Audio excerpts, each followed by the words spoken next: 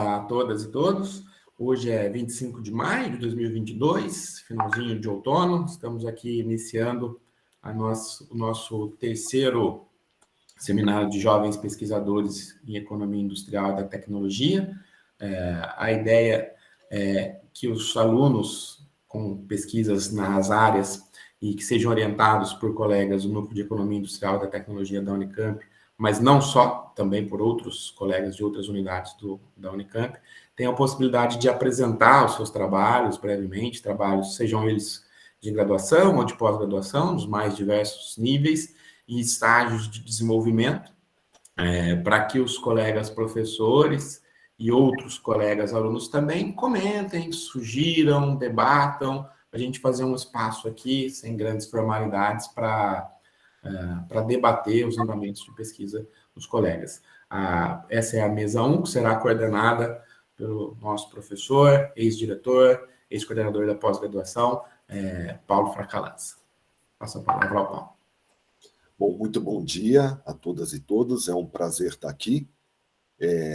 Eu vou falar um pouquinho mais baixo, mas estou conseguindo falar tranquilamente. Eu agradeço aí o convite do Diegues para participar dessa mesa e li com atenção os dois, são projetos, na verdade, bem resumidos, né, Diegues? Vocês fazem justamente para a gente ter condição de ler tudo.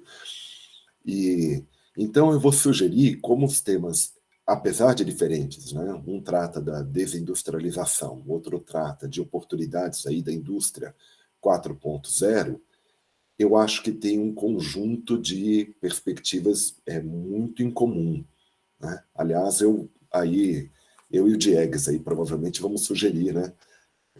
Já imagino um pouco o que o Diegues deve estar pensando. Vamos sugerir aí questões que podem, acho que, beneficiar a ambos os projetos. Neste sentido, eu estou achando até mais interessante fazermos as duas apresentações, né? Então, podemos começar, talvez, pela Annelise, depois pelo João Guilherme, tá? Quem agradeço aqui a participação. E aí, em seguida, a gente pode passar para os comentários, né? Meus e do Diegues. A gente vai ter um tempo bom. Temos outras pessoas aqui também que estão nos acompanhando, né? A Bruna Ribeiro, a Sara Cristina, a Clara Mendonça, que também depois podem fazer comentários, sugestões, estão aqui acompanhando todo o desenvolvimento. Agradeço muito aqui a presença da Camila e o convite aqui do Diegues. Então, acho que a gente passa para a apresentação, Annelise, se quiser. A gente combinou, né, uma estrutura de apresentação que deve durar mais ou menos 15 minutos, para que a gente tenha um bom tempo depois para o debate. Tá? Então, por favor. Muito obrigado a todos e todas. Obrigada, professor. Bom dia. Obrigada a todos. Bom dia para os colegas, professores presentes. Agradeço por vocês virem aqui, né, ouvir um pouquinho da nossa pesquisa, para a gente compartilhar um pouco das opiniões, ouvir as sugestões. Eu vou compartilhar, gente, eu vou pedir ajuda de vocês para aquela coisa de sempre, né? Tipo, me falem se o slide está passando, porque às vezes o slide está passando para mim e não está passando para vocês. Então, para a gente alinhar isso, só um minutinho. Deixa eu botar no modo tela cheia aqui. Tá. Só um instante. Peraí, eu vou apresentar a minha tela toda. Tá certo. E aí, acho que tá carregando.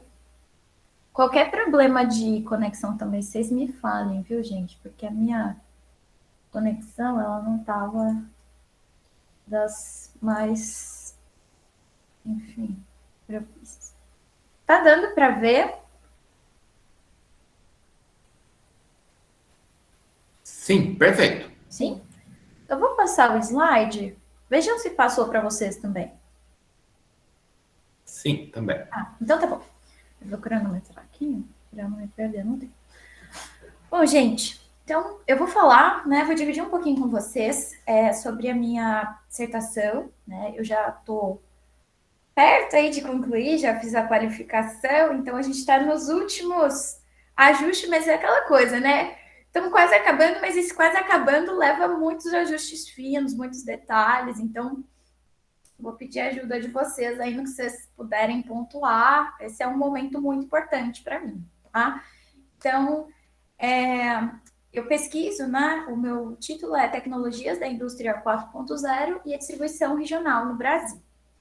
Então, vamos lá. Eu coloquei aqui um breve sumário do que eu vou discutir, né? Então, a contribuição, um pouquinho da revisão teórica, a metodologia e alguns resultados parciais. Eu queria colocar muito mais coisa, mas, né? Enfim, peguei os principais pontos dos resultados até agora e vou colocar para vocês também os próximos passos, né? Para a conclusão.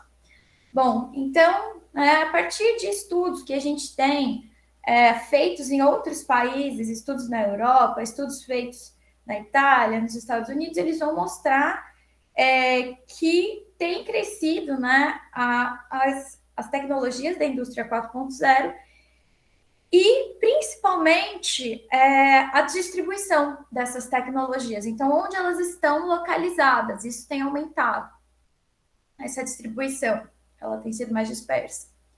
Por isso, essa pesquisa tem o objetivo de mostrar onde estão localizadas as tecnologias da indústria 4.0 no Brasil, partindo desses mesmos parâmetros que esses autores usaram, tá certo?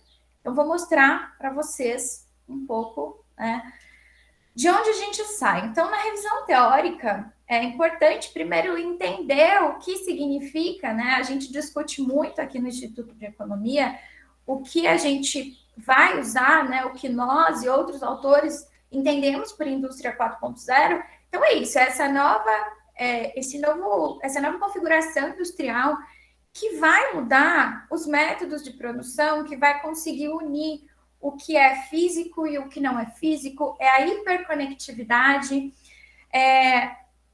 não só nos meios de produção, mas também no nosso dia a dia. Tanto que quando a gente classifica essas tecnologias, tem lá, transporte, manufatura, doméstico, porque dentro de casa a gente se apropriou dessas coisas, tá? Então, um pouquinho, definir um pouco o que a gente entende por indústria 4.0.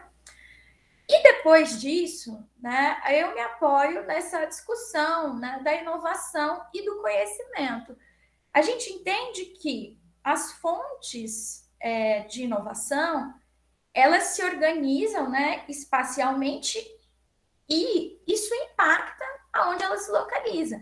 Tá? Então, aonde você tem inovação e onde ela está localizada, isso vai gerar efeitos, transbordamentos no conhecimento. Como esse conhecimento vai ser passado, como ele vai ser distribuído. Então, é esse tipo de relação. Se elas estão próximas ou não tão próximas, se quando elas estão próximas, ela tem características similares a essas inovações. Então, isso é o que os outros estudos têm observado e é o que a gente vai tentar observar também, tá certo? E aí, nisso, eu já incluo junto a discussão da geografia da inovação, e a gente sabe onde tem indústria, isso gera configurações regionais em todos os sentidos, tá? Até o impacto no espaço, como a competitividade, a entrada, possível entrada, de novos competidores, aonde eles estão. Então, é daqui, a partir desse embasamento teórico que a gente vai discutir a pesquisa. Bom, e aí, para aspectos metodológicos, quais são os dados que eu estou usando, tá, para medir, para considerar as tecnologias da indústria 4.0? Estou trabalhando com dados de patentes, tá? É também os dados que os autores que estão avaliando a indústria 4.0 estão usando, tá certo? E aí eu vou discutir um pouquinho com vocês, sobre a questão da escolha dos dados, tá? Então, calcular a inovação não é uma coisa trivial, tem isso. Como é que a gente vai mensurar o que é inovação, o que não é? Pois as inovações ocorrem em diferentes níveis de mudança, elas podem ser mais ou menos radicais, ou seja, pode estar complementando aquela tecnologia ou criando algo muito diferente, E por isso, e com isso, as patentes são comumente utilizadas para mensurar esses resultados, por alguns motivos, tá?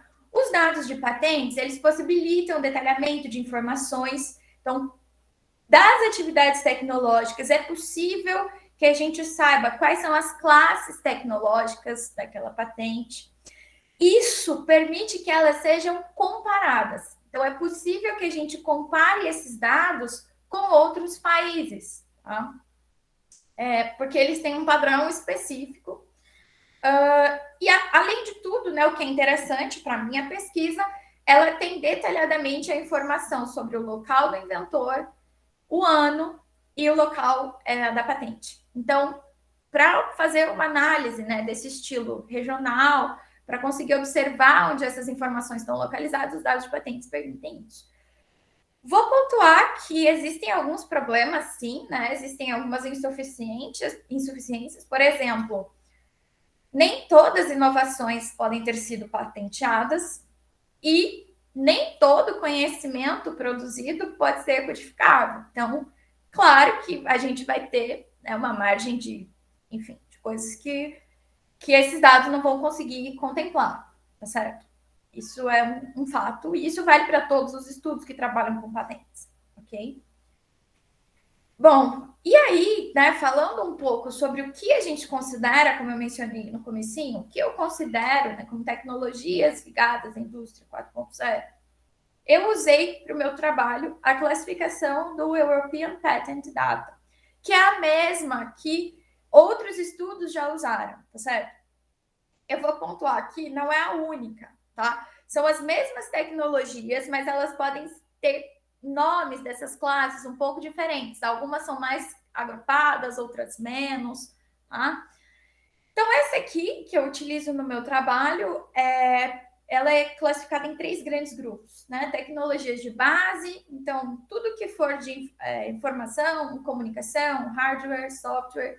As tecnologias facilitadoras que estão conectadas às tecnologias de base, aí vem inteligência artificial, o GPS, né, que é a geolocalização, as tecnologias analíticas para a produção e os domínios de aplicação, que aí serve para os nossos campos da economia. Então, aquela discussão, né, tecnologias que estão no transporte, na manufatura, no ambiente doméstico.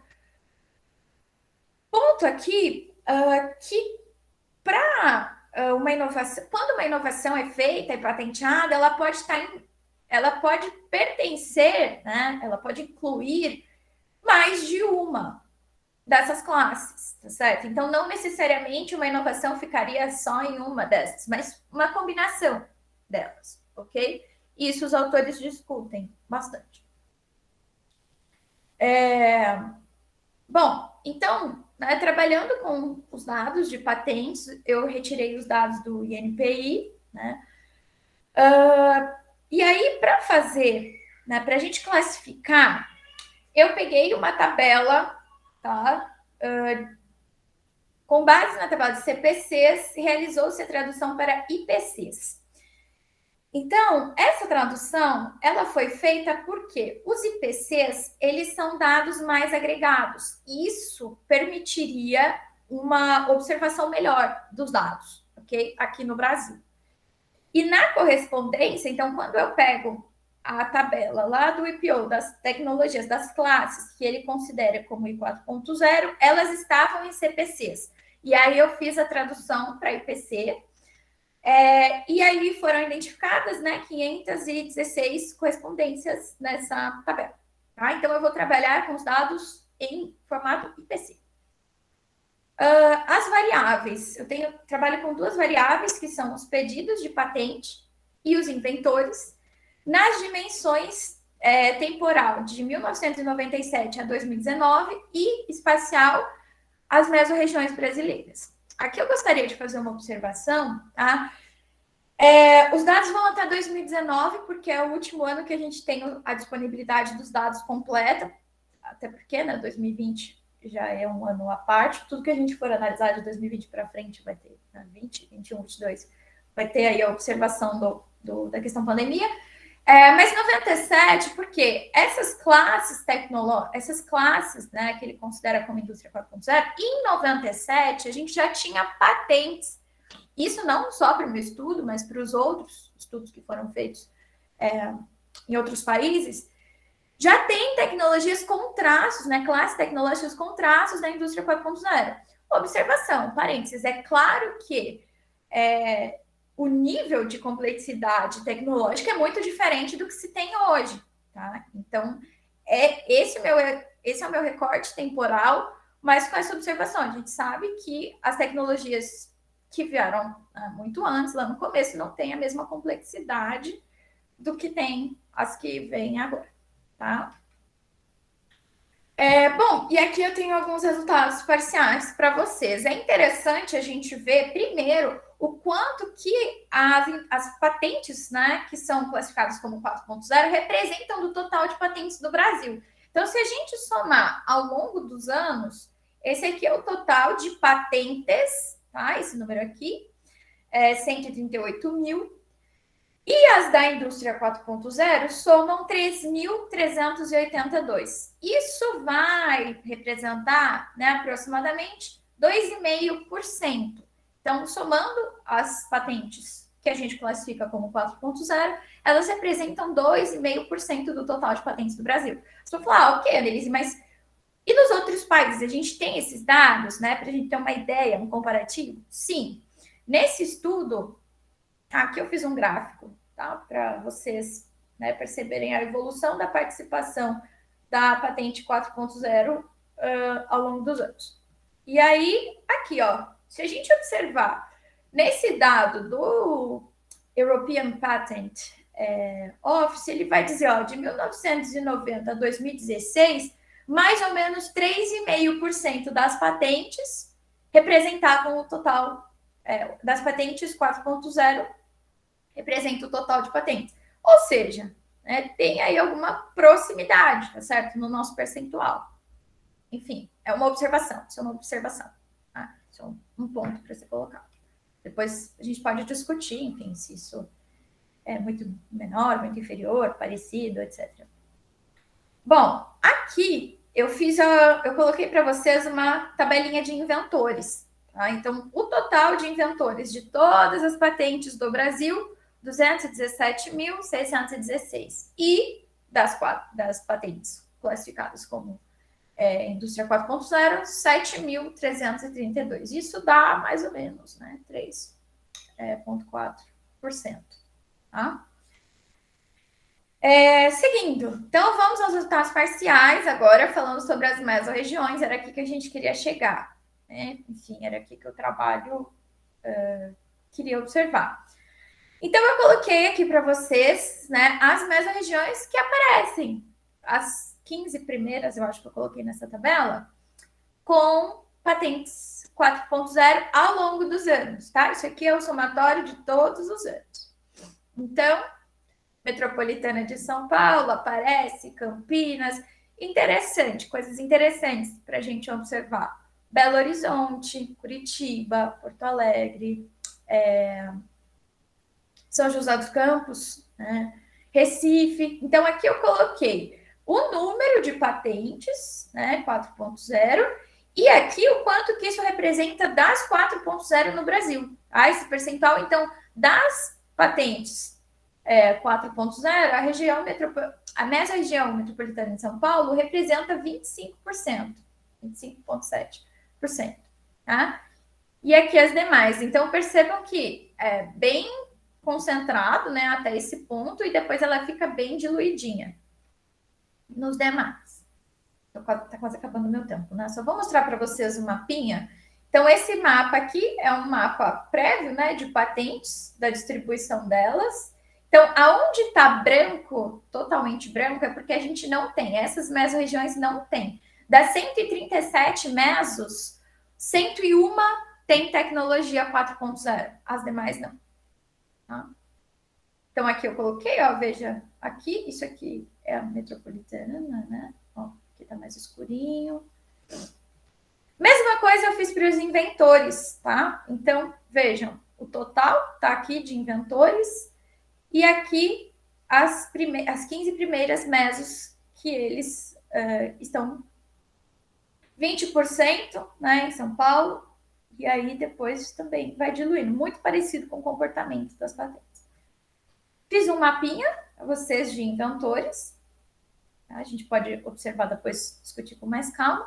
Então, só para concluir aqui os próximos passos, já estou concluindo minha apresentação, concluir a análise descritiva desses dados, tá? Então, observar, eu estou detalhando, né? Inclusive, antes de discutir por mesorregião, eu estou discutindo as regiões brasileiras, então eu estou falando um pouquinho das regiões na minha dissertação e depois entrando, né, nas mesos. Então, vou fazer isso aqui, vem depois, né? Observações sobre as classes tecnológicas. Então, eu vou olhar para as classes que estão nessas mesos, o comportamento das classes, se tem alguma similaridade, né, entre elas, e se elas são parecidas, se são as mesmas classes, são classes muito diferentes. E por fim, né, a conclusão, são 3 capítulos da minha dissertação. A primeira é a discussão teórica, a segunda a metodologia, a terceira a discussão dos resultados. Então, concluir o capítulo 3 a partir dessas observações que eu coloquei aqui em cima. Bom? Gente, isso, passei 1 minutinho, peço desculpas.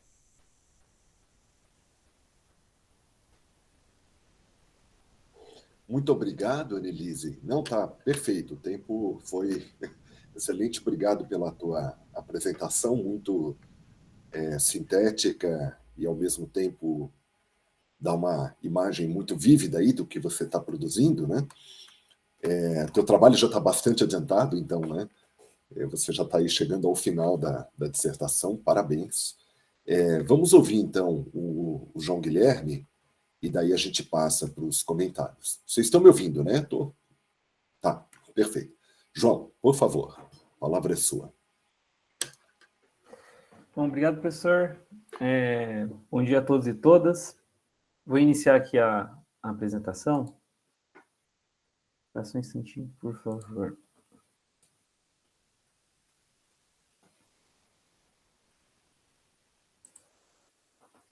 Estão todos vendo minha tela já? Estamos sim. Sim. Obrigado. Bom, agradeço, né, a iniciativa dos professores do NEIT, né, para a gente ter essa oportunidade aqui de compartilhar os resultados, né, das nossas pesquisas aqui com os colegas. Bom, sou o João Guilherme, né, mestrando em Teoria Econômica aqui do IE. Estou sendo orientado pelo professor Roberto Borg. E, né, minha dissertação está em fase bastante inicial ainda, mas tem como tema aí fazer análise da desindustrialização no Brasil nos anos recentes. Então, os objetivos, né, da minha dissertação, no caso, é fazer um esforço de atualização dos estudos sobre a desindustrialização aqui no Brasil, né, analisando o período de reversão do ciclo de crescimento, né, pegando principalmente, né, 2014 para frente, ali após o governo Dilma I, e avaliar como se dá o processo de desindustrialização, não somente a nível agregado, mas também a nível setorial. Bom, como hipóteses aqui do trabalho, a gente tem que o crescimento econômico em longo prazo é condicionado pela consolidação de uma estrutura industrial diversificada e integrada.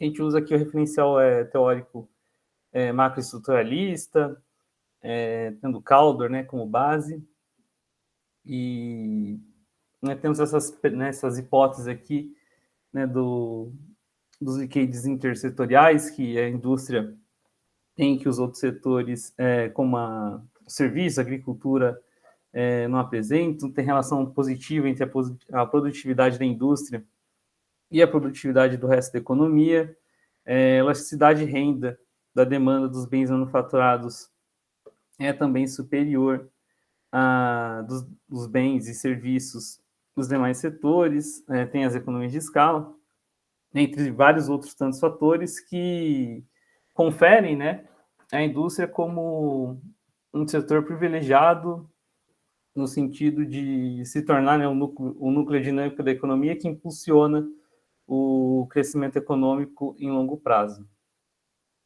Bom, tratando, né, das hipóteses aqui mais especificamente da minha dissertação, né? O primeiro, né, a primeira delas é que a desindustrialização aqui no Brasil, ela se caracteriza como heterogênea, né, intersetorialmente, e ela também é prematura. Nessa hipótese, a gente parte dos trabalhos, principalmente do Morcero e do Guilhoto, né, da USP, e do professor Palma também. E a outra hipótese com que a gente trabalha na dissertação é que a reversão do ciclo de crescimento anterior, né, o que compreende aí os governos Lula 1 e 2 e Dilma 1, a reversão, né, desse ciclo trouxe à tona os desequilíbrios, né, desse modelo de desenvolvimento da indústria. Essa hipótese a gente toma do trabalho do professor Borg, né, que é do meu orientador, e que é o seguinte: a indústria brasileira se beneficiou do boom da demanda doméstica nessa fase, isso, né, dados as políticas de valorização do salário mínimo, políticas de transferência de renda, o câmbio valorizado, né, também promoveu, né, levou à valorização dos salários reais da economia. Isso, né, propiciou o boom da demanda doméstica, que favoreceu, né, por um lado, a indústria doméstica. No entanto, por outro lado, o câmbio sobreapreciado comprometeu a sua competitividade e ocasionou, né, a elevação dos coeficientes de importação de insumos, né, dos setores industriais, né, o que sinaliza aí para a ocorrência do desadensamento da cadeia produtiva. Bom, agora, como resultados parciais, né, como eu disse, a dissertação ainda está em fase inicial, mas trazendo, né, um pouco em retrospectiva, a partir da bibliografia que a gente, né, que eu já li, já analisei, no período anterior, né, como eu disse, nos governos Lula e Dilma 1, né, sinteticamente, né, um panorama geral que a gente pode observar do comportamento, né, da indústria, os pontos, né, que eu destaco aqui são os seguintes: a gente observa bem nitidamente um ganho de participação da indústria extrativa sobre a indústria de transformação. Isso né, a indústria extrativa, né, principalmente no caso petróleo e gás e minério de ferro, né?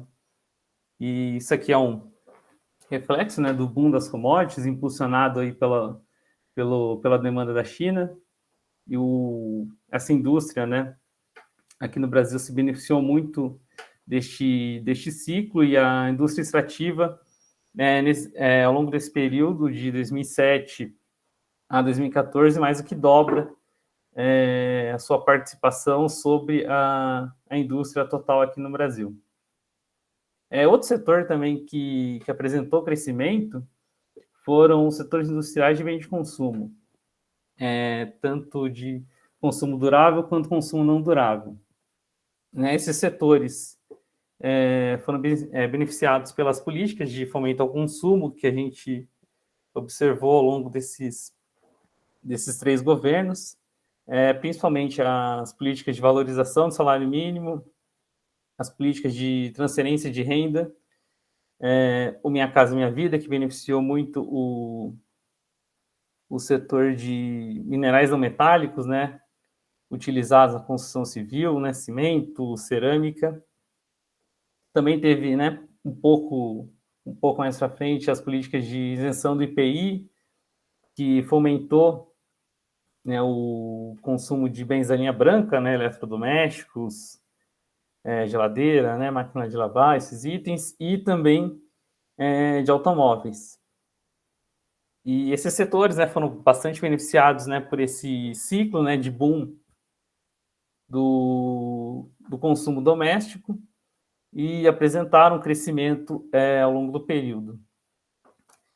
Inclusive, né, isso aí representa ao contrário, né, do que a gente observava antes, que era uma desindustrialização contínua, no Brasil, ao longo desse período, né, dos governos Lula e Dilma, a gente passa a observar, na verdade, uma estagnação, né, da participação da indústria sobre o PIB, né?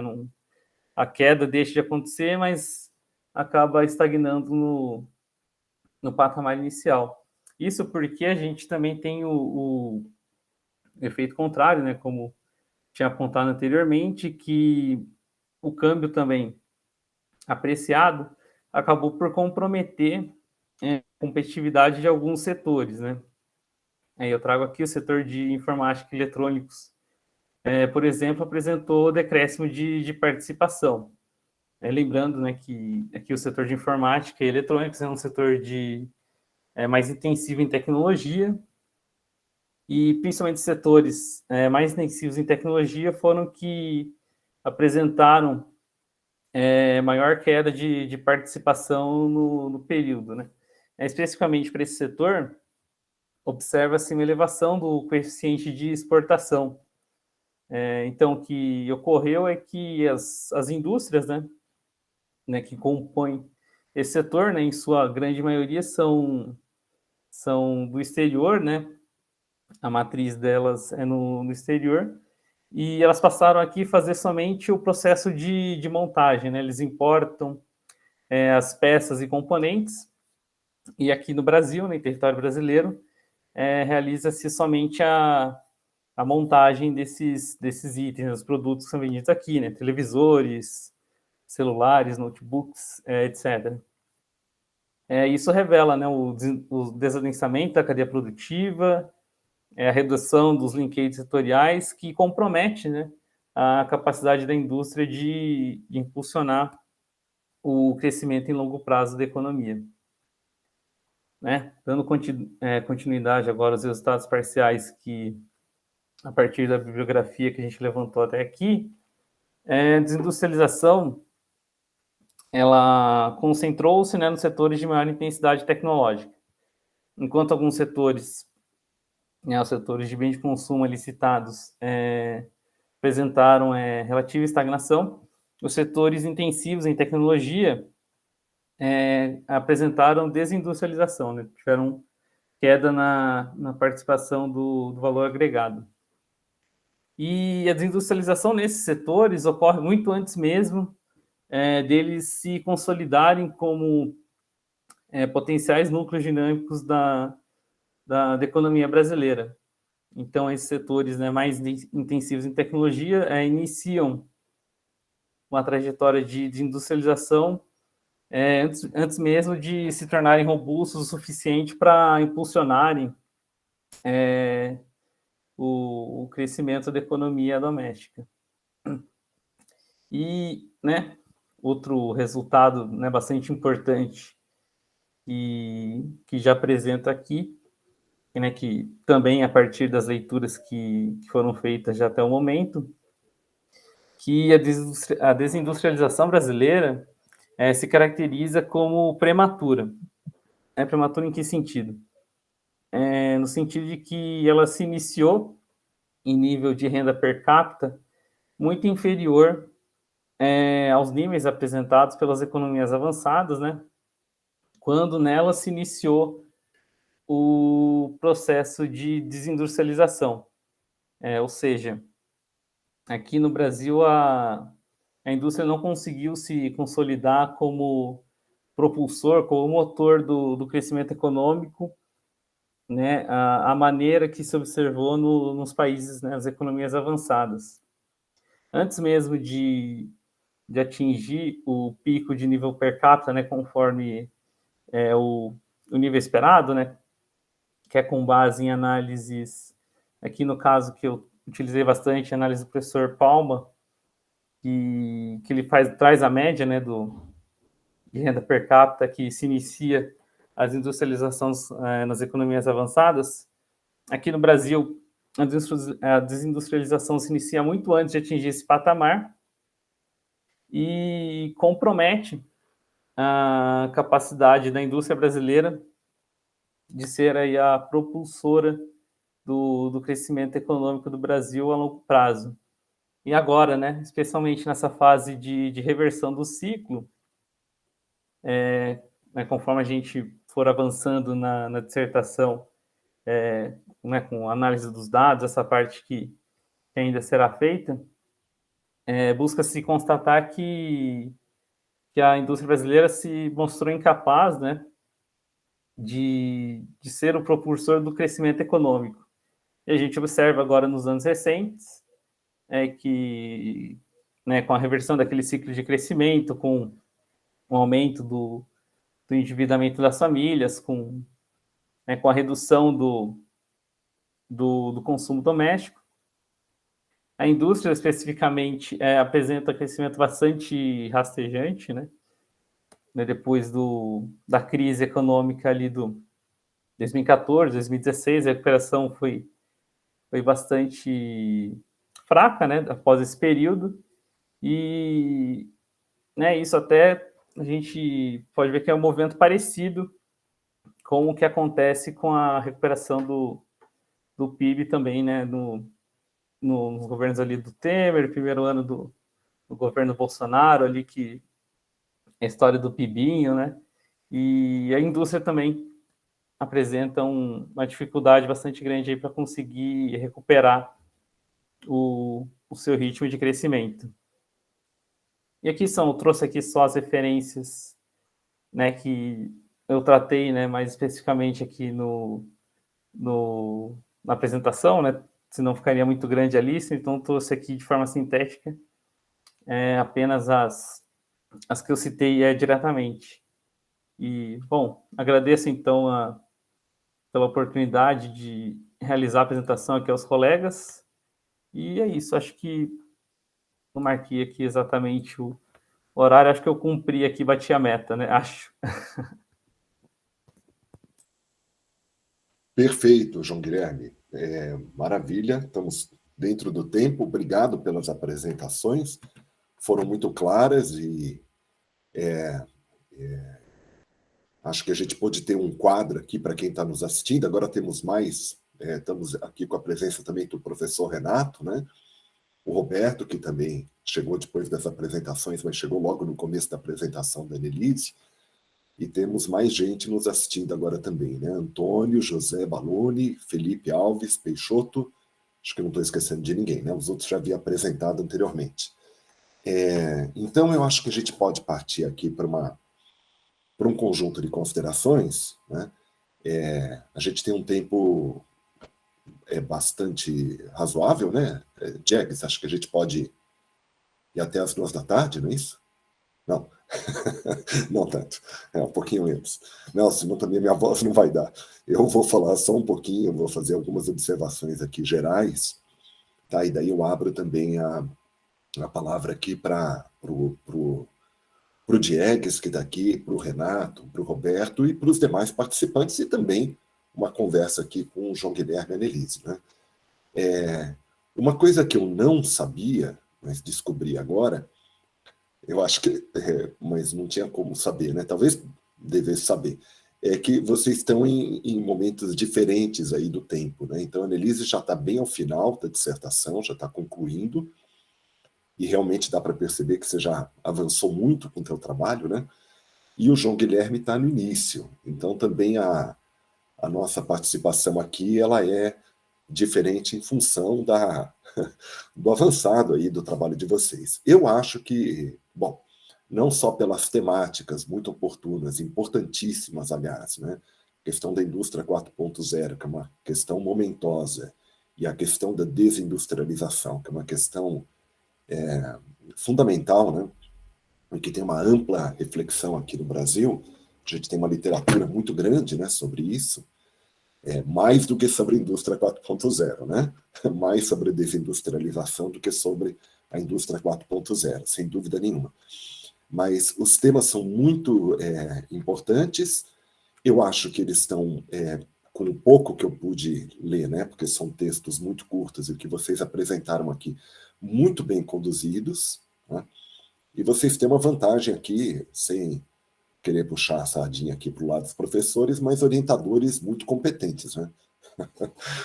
eles estão aqui presentes, né? Então, essa é uma vantagem também, ter uma condução segura, né, para esses trabalhos. Acho que vão ter um resultado muito bom, né?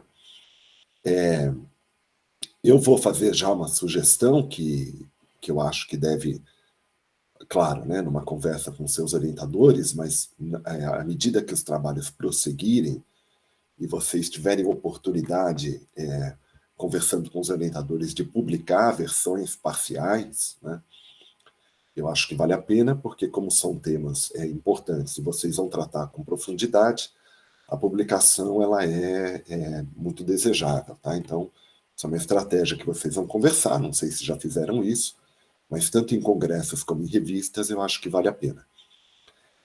Eu vou fazer aqui uma consideração mais geral, e daí depois eu vou dar algumas sugestões mais específicas, muito mais aqui para o João do que para a Annelise, né? Por quê? Porque a Annelise está mais adiantada. Para a Annelise também vou fazer uma pergunta para ela e avaliar até que ponto ela pode, mesmo que de uma forma muito breve, incorporar alguma coisa nesse sentido na dissertação, nem que seja uma reflexão para dizer, olha, não fugir do tema, tá? Mas vai ser mais nesse sentido, você já está mais numa etapa final do trabalho, então você já está adiantada. Acho que você já qualificou, né, Annelise? Então você já está realmente no momento aí de próxima aí da defesa. Então, sugestões aqui tem que ser mínimas, porque a intenção aqui não é desorientar ninguém, né? E talvez até você já tenha cumprido aquilo que eu virei aqui a dizer. Talvez, eu estou dizendo assim porque quando você tratou das patentes, você fez com um certo cuidado, né? Você falou, bom, tudo bem, a gente está usando patentes, porque patentes é uma medida que permite uma comparação internacional, patentes são muito usadas, patentes têm vantagens, porque a gente pode ter uma forma de avaliação, embora, né, essa medida seja imperfeita, tem algumas considerações, tal, críticas, tal. Então, vai mais ou menos nesse sentido. Mas o que eu acho ambos os temas, né, então daí eu diria, aí já numa perspectiva aqui mais integradora, né, ambos os temas eles estão dentro da mesma, da mesma caixa conceitual, né? O que a gente está avaliando? A gente está avaliando o desempenho da indústria brasileira, né? Sobretudo nesse período recente, tendo em vista dois aspectos aí fundamentais. Por um lado, estratégias que estão sendo oferecidas, né, no sentido de um adensamento ou não, né, dessa indústria 4.0 no Brasil, onde que ela tem se localizado, que tipo de patentes que estão aí sendo criadas nesse sentido, né, entendendo aí então a indústria 4.0 como uma revolução industrial em curso, fundamental, em seus efeitos aí geradores, né, de benefícios, de spillovers, de potenciais aí de geração de emprego, de renda, de inserção mais virtuosa, né, nas cadeias produtivas globais. E a questão que também nos move aqui, que é da desindustrialização brasileira, né? Como o João já tratou, eu acho que está muito bem assim, uma desindustrialização prematura, né? A ideia da desindustrialização prematura está na voz de vários autores, o João aqui sugeriu Gabriel Palma, mas ele mesmo disse que ali é uma bibliografia sintética, há vários outros autores que também tratam do tema, né? Dessa desindustrialização com caráter prematuro. Então a gente vai encontrar, sei lá, o Bresser Pereira, a gente vai encontrar o próprio Chang, né? E a gente vai encontrar o Roberto, né? O Borg aqui, que também trata numa versão macroestruturalista da desindustrialização do Brasil. Muito bem. O problema é que a gente está enfrentando vamos dizer, um momento, uma quadra da história, que é uma quadra excepcional. Né?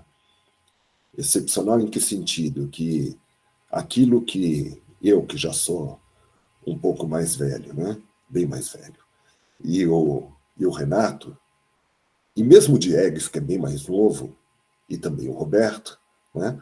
que é ainda mais novo, aquilo que a gente aprendeu, né, na época da faculdade, a gente vai vendo que vai se tornando rapidamente, não vou dizer obsoleto, né, mas sujeito a contestações, né? Então a gente tinha uma visão sobre economia industrial há poucos anos atrás, que era muito mais consolidada, muito mais firme, né? Muito mais assentada, né? Em fundamentos mais consistentes. E essa coisa vai, é claro, de alguma forma desmoronando em função deste novo regime de acumulação que vai surgindo aí a partir dos anos 70, né, que a gente chama de regime de acumulação financeirizado, que vai desmontando, né, aquela forma de regulação que havia daquilo que a gente chama do capitalismo administrado pelo Estado, né, que surgiu no pós-guerra. Claro que aquilo para um conjunto de países centrais, não para toda a periferia, mas de qualquer forma nos inserimos nesse modelo. E o que a gente vai vendo é que esse novo regime financeirizado vai problematizando um conjunto de questões que estavam ali sedimentadas.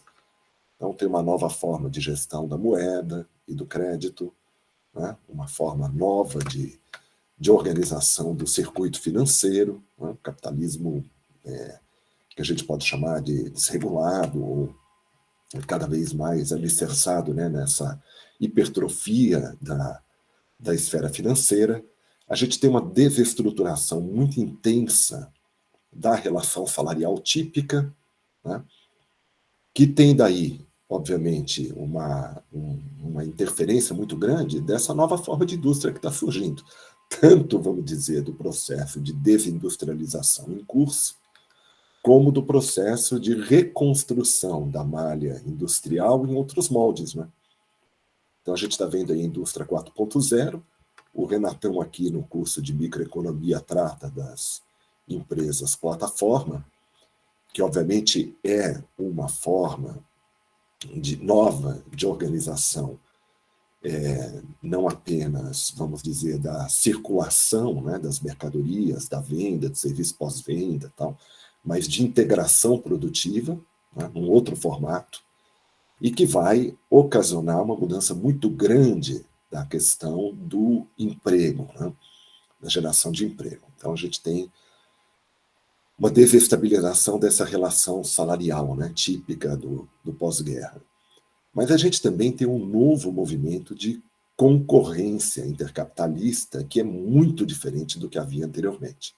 Então, acho que tanto o João como a Elise devem se lembrar lá dos textos, né, que o Célio passou, do Sturgeon, né, das novas formas de organização da indústria, até que ponto a ideia de cadeias globais de valor fazem sentido ou não, né, o que nós temos aí de mudanças muito importantes no sistema da nova divisão internacional do trabalho e assim por diante. Então, a gente tem realmente uma mudança muito grande no sentido da concorrência intercapitalista, surgimento de novos players, uma deslocalização industrial, né, que vai se direcionando para países do Sudeste Asiático, assim por diante, que vão ter impactos no Brasil, seguramente, né? Bom, mas a gente também tem uma nova forma de Estado, né? João, você vai passar inevitavelmente por essa questão, por quê? Porque como você está tratando do período mais recente, mas o período mais recente também é devedor do período mais anterior, né? Você vai se defrontar aí na literatura com a questão, vamos dizer, da chegada, vamos dizer assim, né? Dessas formas mais neoliberais no Brasil, né? E que vão ocasionar, num determinado momento, uma mudança muito grande no sentido da potência dessa desindustrialização, né, sobretudo com o processo de liberalização comercial, produtiva que a gente teve a partir aí dos anos 90. Né? E então, essas novas formas de organização de Estado, a possibilidade que o Estado tem de intervenção, né, elas vão mudando muito aí a face que temos nesse novo regime financeirizado. É muito diferente, né, pensar num Estado dentro das fronteiras nacionais, atuando da forma que atuavam, né, no pós-guerra e no momento atual. Tá? Bom, o desenho das corporações vai mudando sensivelmente. Embora a gente tenha, né, a mesma separação de propriedade e gerência que vem desde lá das corporações modernas, né, no final do século XIX, começo do século XX, a forma nova de organização é completamente outra e direcionada para outros objetivos completamente distintos daqueles que marcaram o capitalismo gerencial, não é verdade? A gente tinha, né, uma forma bastante organizada de capitalismo ali, gerencial no pós-guerra, né, um reinvestimento dos lucros retidos para expansão das empresas produtivas, assim por diante, e a gente tem uma nova forma completamente distinta, com impacto sobre a forma da indústria, a organização da indústria, a localização da indústria, né? As cadeias e assim por diante, com o Maximizing Shareholder Value, né? Com a maximização do valor para os acionistas. Então, isso é outra literatura interessante também, que de alguma forma dialoga com o que vocês estão tratando. E a gente tem uma mudança muito grande em termos da composição de ativos dessas empresas, né? Então, acho que esse é um tema que eu sugeriria vocês olharem. Tem uma literatura muito legal que o Celião trouxe, né, no curso, né, Renatão? O Diegues também conhece, que é sobre a intangibilidade de ativos cada vez maior dentro das corporações e o que significa essa nova forma de geração de valor dentro do ambiente corporativo. Tá? Porque isso vai mudar muito, né? A configuração que a gente tinha da empresa típica, baseada principalmente em ativos tangíveis, né? No pós-guerra, e a empresa típica que a gente tem nos setores líderes hoje, baseados sobretudo em ativos intangíveis. Essa é uma mudança muito grande. O Célio tem 2 ou 3 ali bibliografias de referência nesse setor, que eu acho que vale a pena vocês examinarem, terem pelo menos a ideia do que a gente está dizendo aqui. Tá? Que eu acho que vocês têm, porque vocês fizeram o curso, então devem ter tido essa literatura, eu só estou lembrando de olhar novamente para essa dimensão. Por quê? Porque tem uma... Eu não sei se vocês chegaram a ver ou não, Annelise e João, mas tem um texto muito interessante de uma autora que a gente gosta, todos aqui, né? Teve aqui na Unicamp, aliás, foi muito gentil conosco, porque disse, bom, eu vou aqui reproduzir, porque foi tão impressionante que vale a pena a gente rememorar, né? Ela disse, se tem uma meca para a economia hoje, a meca da economia é a Unicamp. Sei lá, talvez um pouco exagerado, né? Mas foi a Mariana Mazzucato, não estou inventando, está gravado, viu? E a Mariana Mazzucato tem um livro fantástico que se chama O Valor de Tudo, está traduzido já, vocês já viram, né? Ali, Annelise, tem uma discussão, eu acho que você não vai poder escapar, nem que seja para você ter ali, vamos dizer, numa nota de rodapé, dizer que você está atento à questão. Você já chegou a ver a Mariana Mazzucato, esse livro ou não? Não sei se vocês chegaram a ver. Professor, essa bibliografia especificamente eu não tratei, mas sim, já usei da bibliografia dela. Então, porque o valor de tudo, Annelise, ela vai tratar especificamente, né, o que ela está fazendo. Ela vai mostrar um pouco como que é o processo ela vai criar, na verdade, vai mostrar, na verdade, como que o processo de criação de valor se dá.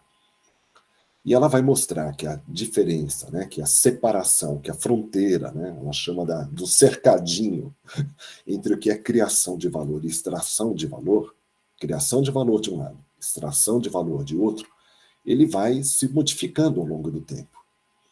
E ela vai sugerir, como ela é uma autora muito importante na área de economia industrial e na área de inovação, ela vai sugerir que as patentes, em grande parte hoje em dia, elas representam uma forma de extração de valor e não de criação de valor.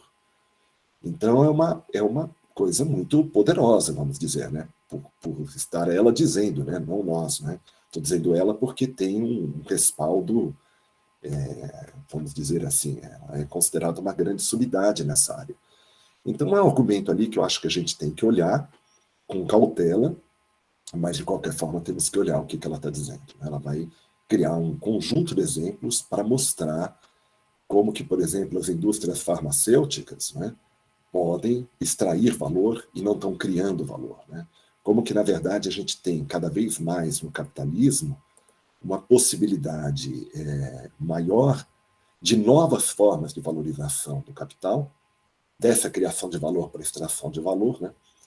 Algo que a Nancy Fraser, que é uma autora que eu tenho gostado muito aqui, ela vai chamar de uma mudança epistêmica, quando a gente se move da história oficial da exploração para a história da expropriação. Tá? Então ela vai mostrar como que o capitalismo, cada vez mais, ele se vale de uma possibilidade de expropriação, mais do que da exploração. A exploração continua existindo, né? Exploração no sentido que a gente conhece. Mas essa história não oficial da expropriação vai se tornando cada vez mais clara, na medida em que a gente vai olhando para a fronteira, por exemplo, entre sociedade humana e natureza não humana, né? Então a gente vai vendo toda a forma de expropriação que o capital vai desenhando, né, na apropriação de terra, na apropriação de recursos, na apropriação de minerais, na apropriação de patrimônio genético, na apropriação de princípios terapêuticos, tá certo? Patenteiam, tornam propriedade privada e, a partir daí, extraem valor, né? Ou então, a expropriação na forma do conhecimento, né? Conhecimento, por exemplo, de conhecimentos como que se chama? Conhecimentos de populações nativas, né, que vão ser expropriados e transformados em capital, ou mesmo a expropriação pura e simples dos sujeitos que estão ali constituindo, né, grande parte da força de trabalho no mundo. Eles podem ser explorados, mas ela diz, eles também podem ser expropriados. A ideia da expropriação é uma sobreexploração, quando, na verdade, você não permite nem a reprodução mínima social, né, daqueles indivíduos. Então, o que eu vejo é que a gente tem um desenho de indústria, não sei se daí eu estou exagerando aqui, né, depois o Renatão e o Antônio e o Roberto vão me secundar, mas é um desenho de indústria cada vez mais heterogêneo, né? Cada vez mais heterogêneo. Então, a gente tem uma convivência de setores muito dinâmicos, de alta tecnologia e assim por diante, que podem, inclusive, empregar de forma, vamos dizer, interessante, né, parcelas da população, mas a gente vai tendo cada vez mais uma possibilidade, quando a gente olha o panorama mundial, e não precisa muito longe, podemos olhar aqui no Brasil também, a gente vai tendo convivências, né, de setores muito atrasados, vamos dizer assim, né, em termos das revoluções tecnológicas, e setores muito dinâmicos, muito avançados. Então, estou pensando, por exemplo, num dos setores que mais empregam no mundo, que é o setor de apparel, né, como que se chama? De confecção, né? É uma quantidade absurda de pessoas que é empregada nesse setor.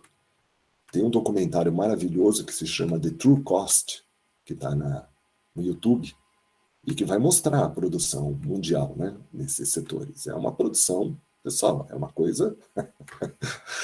Se não fossem as máquinas ali, né, têxteis, as máquinas de costura, a gente é exatamente, talvez, um pouco mais rudimentar do que na primeira Revolução Industrial, tá? Se não fosse pela escala, se não fosse pela estrutura das máquinas. E a gente tem cada vez mais putting out, né? Não é? A gente tem um renascer, né? Aliás, tem textos incríveis que dizem a nova fênix, né? Porque imaginava que já tinha morrido, do renascimento de estratégias de putting out. Aqui mesmo no Brasil, a gente tem um conjunto imenso de indústrias de confecção que fazem isso, utilizam, na verdade, mão de obra em cidades do interior, com costureiras que têm suas próprias máquinas. A gente tem aquele filme, como que chama, Diegues? Estou me guardando para quando o carnaval chegar. Né, Paulo? Oi? De obra imigrante. Né? De obra imigrante. Mão de obra imigrante. Mão de obra imigrante. Tanto na cidade de São Paulo, como algumas cidades do interior, aqui em Americana, né, onde eu estou fisicamente agora, você tem uma colônia de bolivianos bastante grande. Tudo bem que ela já foi maior quando a economia brasileira apresentava crescimento maior, mas muito associada ao uso de mão de obra informal, sem qualquer seguridade trabalhista tal, na indústria de confecções. Tá? Exatamente. E uma teia muito grande, né? Porque como você tem algumas pessoas que não são as grandes empresas que subcontratam essas costureiras avulsas, né? Eles subcontratam um intermediário que aí joga para baixo tudo, né? Então, isso, enfim, você vai encontrar no Bom Retiro, no Brás, de São Paulo, os bairros aqui em Americana, em Cianorte, no Paraná, em todos os lugares onde você tem elevada produção de roupas no Brasil e fora do Brasil também, provavelmente. A forma até dessas grandes marcas, né, que se dizem comprometidas com gestão ESG, etc., né, evitarem problemas de compliance, né, porque eles estão, na verdade, contratando alguém que emite uma nota fiscal. E tem um outro documentário também, né, nessa mesma lógica, Paulo, que se chama O Alto Custo dos Preços Baixos. Acho que numa... você acabou de colocar, falando aqui do Walmart, como a rede global do Walmart se organiza dessa forma também. Perfeito. Eu acho que tem cada vez mais, né? Eu acho que essa linha de documentários é interessante, né? Tem um que é esse Estou Me Guardando para Quando o Carnaval Chegar, que é um documentário brasileiro. Esqueci o nome da cidade, no Nordeste. Se alguém lembrar aí, por favor, me fale. Mas é maravilhoso, né? O filme, impressionante. Aliás, era um polo ali que a sugestão era de que viraria um polo, o maior polo têxtil de jeans, né, do Brasil. Aliás, é mesmo. E é totalmente baseado no putting out, totalmente baseado. E ali é legal ver como que as pessoas se imaginam como empreendedoras, né? E o tipo de modificação que a cidade viveu a partir do momento em que essa indústria foi lá se instalando. É um filme belíssimo, de uma sensibilidade. Como que chama a cidade? Toritama. Toritama fica em... Isso, Toritama. Exatamente, Bruna. Toritama, agora já não me lembro, talvez Pernambuco. Pernambuco, né? Toritama. Pessoal, esse filme é maravilhoso. Então, da mesma maneira que a apropriação de mão de obra, né, barata, a outra forma é a apropriação de natureza barata. Então, a gente tem um sujeito aqui que é impressionante, que se chama Jason Moore, e que vai tratar a questão da cheap nature, ele chama, né? Natureza barata, como o capitalismo vai buscando cada vez mais o artifício da conquista, da expropriação de naturezas baratas para incorporar, depois daí ela vai sendo incorporada ao processo produtivo, vai sendo apropriada como propriedade privada, daí obviamente se torna comodificada, e daí a busca por um novo espaço de natureza barata. É tudo isso para dizer, eu estou dizendo muita coisa aqui, mas tudo isso para dizer que a gente está realmente num novo mundo, né? E uma questão fundamental, tanto da pesquisa da Nelise como da pesquisa do João, é tentar apontar um pouco para a gente, nessa confusão que a gente vive, alguns padrões aí que permitam que a gente enxergue melhor como que a gente pode reconstruir, né? Porque daí trata-se de reconstruir uma dinâmica de inserção industrial, né, que possibilite um real desenvolvimento para essa nação aqui periférica, né? Quer dizer, como que a gente pode, na verdade, sair da armadilha em que nos encontramos. E uma parte importante dessa história passa pela tentativa, tanto num caso como no outro, de tentar discernir de que forma a gente pode ter um certo controle, e eu digo um controle mesmo, sobre o excedente social. Tá? Quer dizer, o investimento ele tem uma natureza fundamental, ele não tem só uma natureza fundamental no sentido da geração da renda corrente, mas ele significa, na verdade, a capacidade de geração de renda, de emprego, de bens, de distribuição, de consumo, de produção futura, né? E ele é, na verdade, produzido, ele é, na verdade, construído a partir da imensa quantidade de excedente social que uma determinada comunidade, uma determinada nação, um determinado país produz. Quem que determina, quem que tem um controle sobre essa forma de excedente social? Como que ele vai ser aplicado produtivamente? Onde ele vai ser investido produtivamente? Quais são os setores? Então, no caso da indústria, eu acho que tem uma dimensão, João Guilherme, fundamental aí, né? Que tipo de indústria que a gente vai considerar? A gente vai considerar as indústrias de ponta, são as indústrias 4.0, que tipo de emprego pode ser gerado aí, que tipo de condições, né, de trabalho, de geração de renda, de apropriação dessa renda, de internalização dessa renda a gente pode ter, quem que está comandando esse processo, de que forma, por exemplo, que a gente pode também incentivar outras indústrias, né? A gente pode incentivar, por exemplo, a indústria de infraestrutura, a indústria de saneamento, tá certo? A indústria de saúde, o complexo de saúde, quer dizer, como que a gente vai dirigir esse excedente social? Eu não tenho nenhum problema aqui em dizer como que a gente vai dirigir, a gente está pensando dessa maneira mesmo. A gente não tem acho que nenhum de nós aqui tem nenhum problema em dizer que isso não cabe, vamos dizer, ao livre funcionamento, né? Algo que a gente não acredita, dos mercados que vão direcionar livremente como que esse investimento vai ser realizado, né? Porque senão nós estamos realmente numa situação cada vez mais complicada. Então, a direção desses investimentos eu acho que é crítica, né? A apropriação, na verdade, da capacidade que a gente tem de executar, né, um planejamento para esse excedente social, ela é, para mim, uma das questões mais importantes que a gente tem. Aliás, eu acho que muitas definições de economia, mesmo as nossas, por vezes pecam, porque se lembram do aspecto do consumo, da produção, da distribuição, e esquecem desse fenômeno essencial, né? É o investimento, né? Tem que ter um investimento também, quer dizer, como que esse investimento é realizado? Quem que o determina? Para que fins? Para que objetivos? Estamos vivendo, né, uma crise climática, né? Estamos vivendo uma crise socio-reprodutiva, estamos vivendo uma crise sociopolítica, a gente tem que pensar. Essas questões são urgentes, então eu vejo os trabalhos de vocês nesse sentido. E só para terminar, não vou me estender mais não, eu acho que, João, não sei se você está trabalhando com essa literatura ou não, mas eu acho assim, tem um texto acho que você já conhece, do Célio Latuca, do Fernando Sartre, que é um texto que eu acho que dialoga bem com a literatura que você está trabalhando. Eu vou até colocar aqui, eu vou me dar liberdade aqui de colocar, se for redundante, pessoal, vocês desculpem aí, é só para... Há coisas que me vieram na cabeça no momento em que eu estava lendo, fiz anotações aqui rápidas e breves, e eu vou colocar aí para vocês, se valer, melhor. Tá? Estou colocando aqui algumas referências.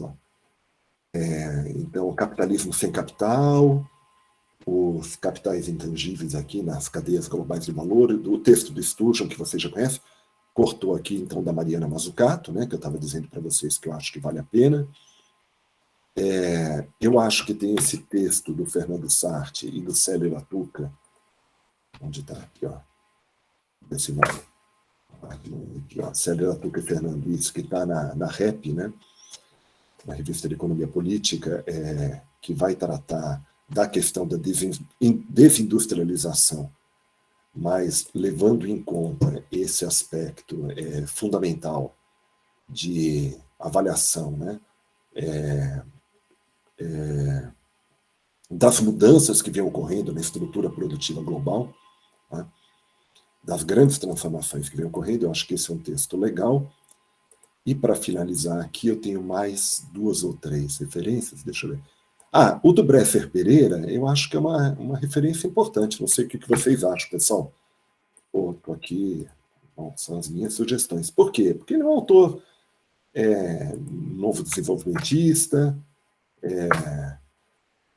ele tem ali um diálogo, né, com as correntes pós-keynesianas, ele tem as suas divergências ali com as... Não é uma divergência de fundo com a posição pós-keynesiana, ele acha que que na verdade tem que ir além apenas do problema de restrições, né, de divisas e tal.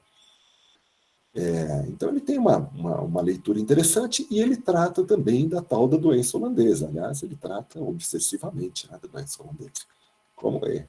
Ele cita o Gabriel Palma, né? O Gabriel Palma também gosta dele, então essa questão da doença holandesa, da apreciação cambial, é uma questão que está ali, que você vai ter que enfrentar, né, João? Não vai ter jeito, você não vai poder fugir. E eu estou sugerindo esse texto novo aqui, daí assim, como uma... Vocês já viram esse texto, pessoal? Crônica da Subordinação Consentida, está circulando aí na internet. Tem o Oreiro, tem o Matei, tem o Luiz Fernando de Paula, tem um monte de gente lá que escreveu esse texto. É interessante, um debate, né? Vamos colocar aí na roda. Eles, na verdade, estão fazendo uma avaliação, estão, na verdade, levantando a bola, né? Dizendo, olha... Porque, João, uma coisa que você vai encontrar certamente é uma avaliação de que a crise atual se deve a essa história que foi criada de uma nova matriz macroeconômica. Não é assim que o pessoal tem dito? Estou dizendo dos adversários, né? Que é uma expressão infeliz, né? Quem que inventou isso? Foi o nosso ex-aluno aqui, né? Não era isso?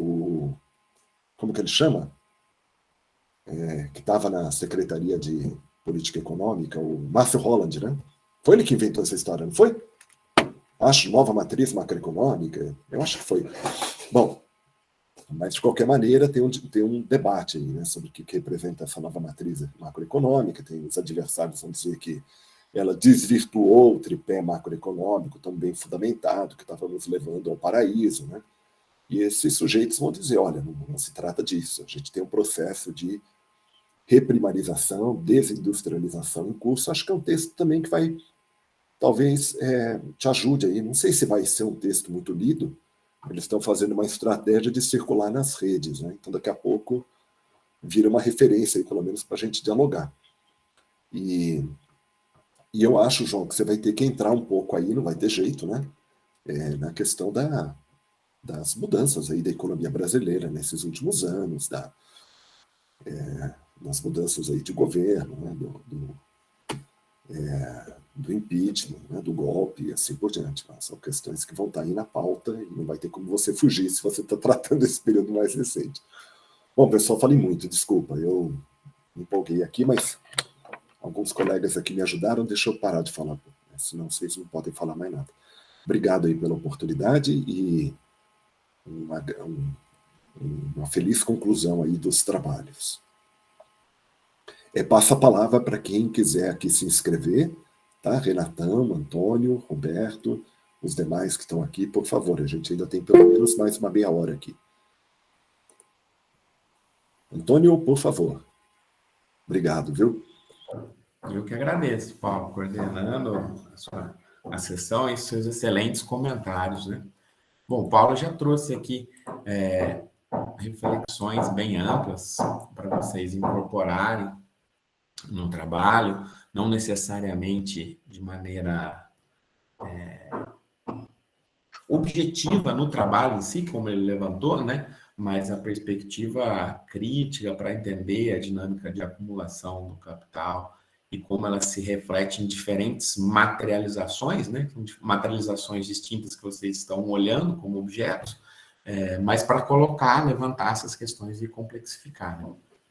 Queria trazer mais alguns comentários, um pouco nessa linha, só que olhando, segmentando um pouquinho os trabalhos, para o João, ver se teria alguma forma de contribuir. O João, eu tinha olhado aqui, como você está numa fase inicial, começar com o João, como ele está numa fase inicial, né? Algumas sugestões de complexificação mesmo, né? Muitas vão na linha desse contexto que o Paulo já levantou, né? Eu acho que você deveria, primeiro ponto, deveria não, né?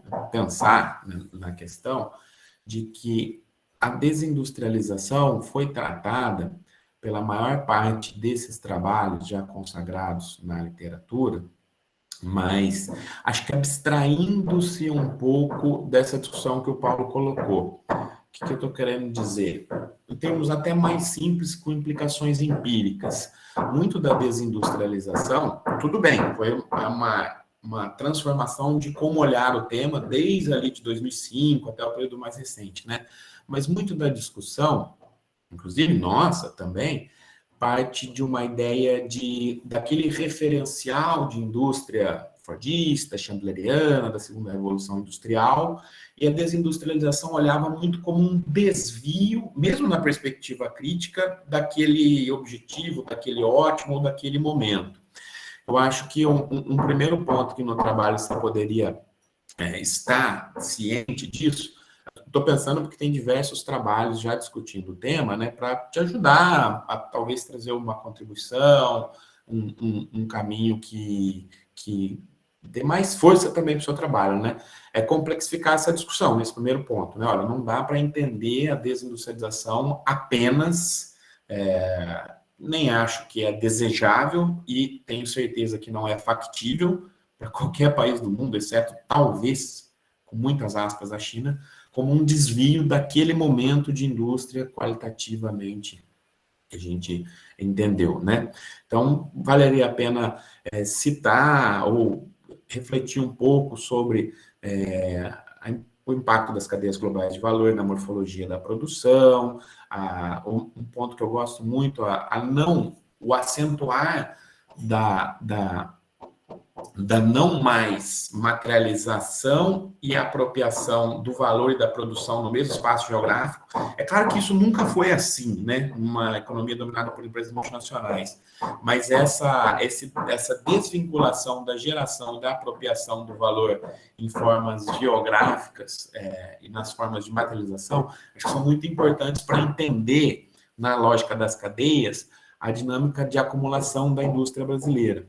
Acho que é um ponto que você deveria levantar também, porque eu sei que o seu trabalho tem uma perspectiva macro também, mas acho que é importante refletir sobre esse sentido de que um bloco é o impacto da indústria no desenvolvimento e outro bloco é o comportamento do capital alocado na esfera industrial. Não estou falando só o capital industrial.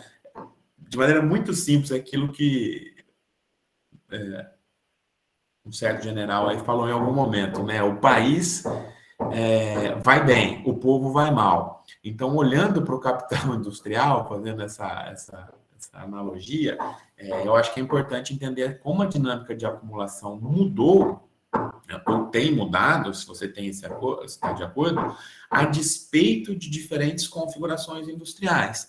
Então, eu acho que isso é importante para você qualificar depois empiricamente as suas conclusões, né? A nova forma de complementaridade ao capital internacional, uma concentração de atividades mais e eu acho, faço uma ressalva, é uma hipótese de trabalho, alguns trabalhos que eu tenho desenvolvido, que é menos complexo do que o Paulo colocou ainda, por causa da indústria brasileira. É uma hipótese. Não acho que é necessariamente apenas e nem principalmente a lógica da maximização do valor acionário. Acho que fosse. Eu acho que até, olha onde chegamos, né? É um passo anterior a isso. A gente reforça a dinâmica da acumulação por sobreexpropriação do trabalho, quase pré-revolução industrial mesmo, né? Estou exagerando um pouco os termos aqui, mas associação como distribuição de produtos multinacionais, maquila introvertida, alguma coisa de comercialização, busca por incentivos fiscais, a dimensão da maximização da financiarização do valor, a minha hipótese, né? Mas eu acho que vale a pena você olhar, é um desses elementos, né? A indústria brasileira conseguiu se reconfigurar, dando um passo para trás ainda nessa dinâmica. Então, nem sei se é o principal, eu suspeito que não, até empiricamente, porque olhando para o grosso da indústria, né? Não, obviamente, para as principais ali, listadas em bolsas e tal. Então, esses comentários mais gerais. Agora, alguns pontos mais específicos, acho que vale a pena você dar uma olhada no trabalho da Tregena, que o Roberto conhece, do Andreoni, que ele também conhece. É um trabalho recente, um texto para discussão de 2019, eu não sei se está publicado já em alguma revista, mas que ele qualifica um pouco essa ideia da desindustrialização prematura. Eu acho que é um trabalho muito interessante, que eu acho muito, muito promissor mesmo, porque ele vai fazer esse debate com o Palma, não sei se você já chegou a ver, a ideia de que a curva de U invertida, desde o debate lá do Chang, também de 94, meio da desindustrialização, os graus de prematuridade ou não, e os dois empiricamente vão mostrar que, na verdade, essa desindustrialização prematura só ocorre, ou essa desindustrialização ótima, digamos assim, a prematura como um contraponto, quando você olha para a indústria agregada. Eu sei que você está olhando na perspectiva macroestrutural, mas vale a pena olhar o trabalho. Quando você abre para setores de mais alta intensidade tecnológica, eles mostram um painel, muitos países, num período muito longo de tempo, que, ao contrário do que a curva de U invertida sugeriria, você tem um movimento contrário. Quando olha para setores de mais alta intensidade tecnológica, conforme a renda per capita aumenta, a participação dessas indústrias no PIB aumenta, o que é uma contribuição assim, empírica muito interessante para mostrar uma qualificação sobre um suposto nível de desindustrialização positivo ou ótimo, e para qualificar a ideia de prematuridade também. Aí vai mostrar setor, por exemplo, de bens e equipamentos, máquinas de alta precisão, química, olhando para a Alemanha. Isso aumenta conforme a renda aumenta.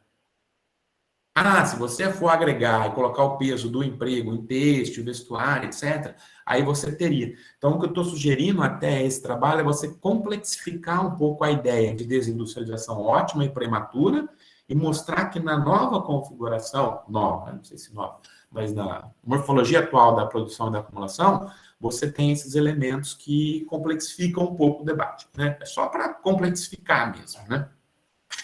Olhando para o método, depois eu tenho aqui algumas sugestões, tá? Porque eu sou muito animado. Se você achar legal, se o Roberto achar legal, inclusive eu estou disposto a ajudar, a conversar. Conversar, né? Você disse que vai olhar para as matrizes, né? Vai olhar os efeitos. Não ficou muito claro como está inicial ainda, tudo bem, né? Mas eu imagino, né? Os efeitos de linkages, né? Cadeamentos, índices de Rasmussen, Hirschman, Herfindahl, tal. Eu imagino que seja isso, né? Mas aí tem uma pergunta, depois você me responde. Como que você vai mensurar a desindustrialização? Porque isso faz muita diferença no seu resultado, né? Tem uma sugestão, inclusive, que é bastante interessante, de novo, da tese da Fiona Tregena, que acho que dialoga bastante com essa perspectiva mais macro, estruturalista e tal, né? Que é quebrar a desindustrialização em... Eu não lembro o nome direitinho, mas é efeito dinamismo, efeito mudança tecnológica, efeito mudança estrutural. Não sei se você chegou a ter contato com esse trabalho dela já, mas é algo do tipo. Então, ela consegue isolar, ela propõe uma forma de isolar o quanto é explicado pela reversão do dinamismo econômico, por exemplo, que é o seu recorte temporal aqui, né, de 14 a 19. Então, acho que, dado essa perspectiva sua de olhar na relação macro e olhar como a questão do maior ou do menor dinamismo tem uma via de determinação dupla, né, como você está olhando ali a partir da tese do Boyle, talvez a definição dela seja interessante para o seu trabalho. Você consegue isolar, né? Pelo menos, isolar a palavra menos perfeita, mas esses efeitos seria interessante. Uma outra proposta, que também é bastante interessante, só que aí já vai mais para a dimensão da heterogeneidade. Eu estou falando isso porque você citou, né? Que vai olhar para todos esses elementos e está ali no seu resumo, né? Aí o trabalho do Morceiro, inclusive tem um trabalho recente dele, de alguns meses, junto com o Nassif, com algumas propostas de política industrial, tal, vale a pena dar uma olhadinha também. Estou até pensando em ver se a gente consegue conversar com o Nassif para ele apresentar para a gente no seminário do NIT. A definição dele eu acho bastante interessante para pegar a heterogeneidade e complexificar um pouquinho o processo também. Que ele vai olhar por como você vai olhar para as matrizes, você vai ter acesso a isso. Vai olhar por coeficiente de insumos que ele chama potencialmente comercializáveis e isolá-los. Então, no fundo, é o seguinte, olha, eu preciso olhar para a indústria brasileira, ou global, né, no caso seu brasileira, e para mensurar esse processo, eu vou olhar para aquilo que é potencialmente comercializável e que é passível de uma desindustrialização a partir de uma inserção externa não qualitativamente inferior, digamos assim, né? Então, o que ele faz? Ele tira serviços de manutenção, de limpeza, serviços não tradables, de maneira geral, que estão, de alguma forma, dentro ali da indústria, mas não são passíveis de passarem por uma desindustrialização, digamos assim. Então, ele consegue isolar, ou, na medida do possível, o fenômeno e olhar para aquilo que é capacidade produtiva, inovativa, mesmo de certa forma, na indústria e como isso evolui. E aí é interessante porque eu acho que dá para fazer o recorte por setores, dá para mostrar a heterogeneidade, e eu acho que o fenômeno é pior, ou é mais feio ainda, digamos, do que a gente imagina pegando os dados um pouquinho mais agregados. Essa seria uma segunda forma de abordagem, né? E fica a critério seu e do seu orientador, né? Uma terceira forma é uma sugestão, sou muito animado, inclusive, né? A hora que tiver alguém trabalhando nessa área com esse recorte, vou sugerir até em termos de orientação, né? Mas já eu comento aqui com você também, se você achar interessante, né? Você e o Borg, né? Que eu acho que é um ponto que falta na literatura, olhando para o caso do Brasil, que acho que poderia ser uma contribuição interessante, que é olhar para a matriz, olhar para as capacidades de encadeamentos, etc., mas transpor um pouco a fronteira apenas da indústria de transformação. Como é uma dissertação de mestrado, talvez dê para fazer isso, se for o caso, se você quiser. O que eu estou sugerindo? Toda essa discussão que o Paulo fez, essa complexificação, isso aqui já é um gancho para a discussão da Annelise também, da relação entre indústria e serviços industriais, da fluidez nas fronteiras, e de como essas atividades têm capacidade de contribuir para o desenvolvimento ou não. O que eu acho interessante? É uma forma de abordagem, uma sugestão, né? Seria olhar para a indústria, para a matriz, limpar essa parte de insumos de baixo valor agregado, ou aquilo que não é indústria, serviços, limpeza, manutenção, etc., etc., aquilo que não é não tradable, olhar para as demandas intersetoriais da indústria para a indústria de transformação e agregar a essas compras intersetoriais os serviços industriais. Aí precisa definir direitinho, olhar tal, né? Mas são aqueles serviços associados à demanda industrial. Aí você faria o seguinte, eu acho que dá puta de um trabalho. Ou se você achar interessante também, a gente pode pensar num artigo, se o Borg achar interessante, derivado daí junto, trabalhar junto, né? Pelo menos eu acho, né?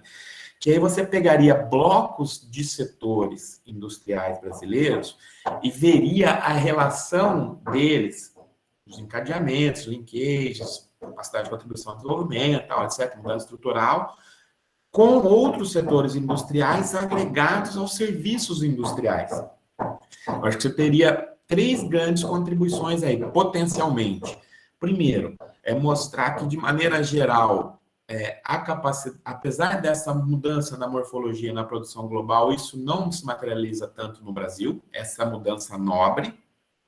Segundo, quando eu olho para setores com maior intensidade tecnológica, aí pode classificar, segundo a OCDE, tal, de alta intensidade tecnológica, a gente vai ver que isso é menos, imagino.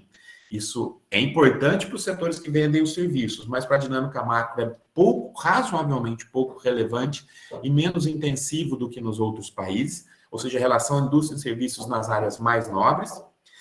E terceiro, que eu acho que é a contribuição mais importante, a mais legal, que é mostrar, desmistificar, é minha hipótese, né? Eu sei que alguns colegas não concordariam e até ficariam um pouco desanimados, que essa discussão do crescimento a partir de indústrias intensivas em recursos naturais, inclusive a Petrobras, não estou desqualificando em hipótese nenhuma o efeito da Petrobras, efeito de transbordamento, mas a ideia de que se fala, olha, o agronegócio hoje é muito mais intensivo em tecnologia, é muito mais dinâmico, é uma fonte tal de aprendizado, de encadeamento. Ok. Só que quando a gente vai olhar para o agro, aí eu acho, né? Setores intensivos em recursos naturais industriais, não estou falando nem o extrativismo. e olhar, o extrativismo pode ser também que está ali, né? Mas olhar o encadeamento deles com as compras segundo os setores de alta intensidade tecnológica e de serviços, a minha hipótese é que eu acho que esse valor vai ser muito baixo. Ou seja, essa discussão de que o que tem embarcado no agro, né, digamos assim, em termos mais anti-industriais, é importante, o agro não é o mesmo, isso é óbvio, né? Todo mundo sabe. Mas a capacidade de puxar e levar ao desenvolvimento a partir do encadeamento com setores de alta intensidade tecnológica e serviços mais relevantes é baixa. Eu já cheguei a dar uma olhada nesses dados e tal, que eu acho que seria uma contribuição assim muito legal para a literatura, porque empiricamente você vai mostrar que poderia ser um artigo, né, inclusive, e tal, né? Mas uma sugestão, isso aqui é um tema que eu estou muito animado, né? De mostrar que, olha, menos, diriam alguns, né? Digamos assim, olhando por aí, que pode gerar crescimento, tal, etc., mas aquele perfil que levou a indústria ao patamar que ele está, no fundo seria o seguinte, olha, não dá para substituir e os limites são grandes, né? Alguns comentários gerais no sentido de sugestões, né? Me dê a liberdade, Roberto, de fazer esses comentários nesse sentido, porque, né, estamos aqui, o nosso espaço aberto para debater e tal, e o João está no início ainda, né, mas vocês fiquem à vontade aí, né, para responder todos os pontos. Né? E para a Annelise, vou fazer agora uns comentários um pouco mais pontuais, no sentido de menos de sugestões, né, até porque ela já está no estágio bastante avançado, né, mas de levantar algumas questões que podem aparecer de alguma forma depois na defesa, né. Annelise, você está discutindo aqui, você tem 3 grandes blocos, né, de aproximação ao seu objeto, né, o que é pesado, né, digamos, você tem a dinâmica, uma discussão ali teórica da dinâmica da geografia da inovação, né, que o Renatão conhece muito, muito, muito bem, está super em boas mãos, tranquilo, mas você tem que fazer um pouquinho essa discussão teórica, né?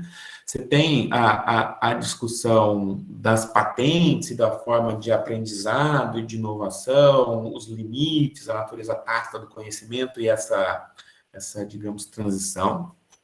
E tem um terceiro bloco aqui, que é da indústria 4.0, né? Esses 2 primeiros blocos não tenho nada a sugerir, acho que nem vale a pena, né? Porque o Renato já passou tudo, né? Na indústria 4.0, eu iria sugerir, talvez, né? Não sei se sugerir para incorporar, mas pelo menos complexificar um pouco a discussão da dinâmica da inovação, né? Porque a dinâmica da inovação um pouco mais ampla na questão, e é fácil até fazer esse gancho com a questão do conhecimento tácito, você teria que mostrar o seguinte, olha, primeiro, a indústria 4.0 é muito mais do que só indústria, né? Não sei se necessariamente é 4.0, mas você não precisa entrar nessa discussão, acho, né? Mas é mostrar o seguinte, olha, eu tenho algumas camadas. Eu acho que isso é interessante, você fazer qualitativamente. Tem algumas camadas da indústria 4.0, tecnologias mais básicas, habilitadoras, tecnologias integradoras, tecnologias de, digamos assim, aplicação ou materialização de sistemas cyberfísicos, tanto de manufatura quanto de serviços inteligentes, e tecnologias transversais, que são Big Data e inteligência artificial. E cada uma delas, cada um desses blocos, talvez eu chamaria mais de tecnologias associadas à indústria 4.0 do que indústria 4.0. Pode parecer muito sutil, mas eu acho que tem uma diferença relevante. E aí você olharia um pouquinho esses blocos e mostraria muito brevemente as diferenças nas dinâmicas da inovação delas. Porque tem algumas que as dinâmicas do aprendizado estão muito mais próximas a uma característica industrial tradicional mesmo. Outras, a relação da interação face a face, do conhecimento tácito, dos insumos inovativos relativamente imóveis, é mais presente. E aí, eu acho que entra um ponto que você deve dar uma ênfase, que é o que o Paulo já levantou, que o Renato faz na disciplina de micro, que é a discussão de economia de plataformas, mas dá uma ênfase na importância do papel das externalidades de rede, que é muito característico da economia de plataforma, e da forma de organização dessas plataformas, da dinâmica modular da inovação através dessas arquiteturas de plataformas. Isso acho que vale a pena, porque isso vai ter impacto depois nos resultados ali, quando você está olhando o tipo de patente. Aí eu acho que, pelo que eu entendi, era uma pergunta que eu ia te fazer. A análise dos resultados, você vai fazer, assim, uma estatística descritiva, né? Ou, pode, você pode me responder depois também, você vai usar alguma técnica de econometria, etc. Se for fazer algo mais descritivo, aí minha sugestão seria nesse sentido. Eu acho que dá para fazer um gancho entre essa forma de organização da indústria 4.0, ou supostamente, porque é isso que está se materializando, os diferentes tipos de inovação dinâmica inovativa, e aí você segmenta os blocos de resultados a partir desses blocos da indústria 4.0. Aí, sabe o que eu acho que pode ser legal? Se a análise do resultado for descritiva. Se não for isso, você pode desconsiderar tudo que eu estou falando. Mas estou tentando ajudar uma forma de sistematizar os resultados. Você poderia mostrar, identificar diferentes padrões, por exemplo. Aí você fala, mas padrões com relação ao quê? Eu tenho essa organização da indústria 4.0. Então, eu vou olhar para padrões regionais, que é seu objeto, e padrões em perspectiva comparada à indústria internacional. Você poderia chegar com resultados seguintes, olha, a dinâmica da inovação a partir das patentes na indústria 4.0, ela reforça o padrão de concentração regional que a gente tem na dinâmica industrial de inovação no Brasil. Provavelmente você vai chegar a esse resultado, como você já mostrou aqui nos preliminares. E, além disso, ela reforça mais que proporcionalmente em áreas que são mais nobres na indústria 4.0. Por exemplo, inteligência artificial, inteligência artificial talvez seria o melhor. Onde é menos nobre ou onde é mais industrial e menos da fronteira, talvez a distribuição seja menos concentrada. Uma hipótese. Aí você pode identificar outros padrões. Onde eu estou na camada do meio, na camada de tecnologias de integração, onde eu estou mais próximo, tendencialmente, à atividade manufatureira, talvez a concentração seja menor. Ou talvez eu tenha uma especialização segundo as regiões já. Talvez ali no Nordeste eu tenha tecnologias mais vinculadas à indústria intensiva em trabalho, em têxtil, vestuário, calçados. Talvez ali no Centro-Sul, também, no Centro-Sul não, desculpa, em Rio Grande do Sul a mesma coisa, em São Paulo metal mecânica. Então, estou tentando te ajudar, de alguma forma, a identificar esses padrões, casando as tecnologias com a estrutura produtiva, para você ter algo descritivo.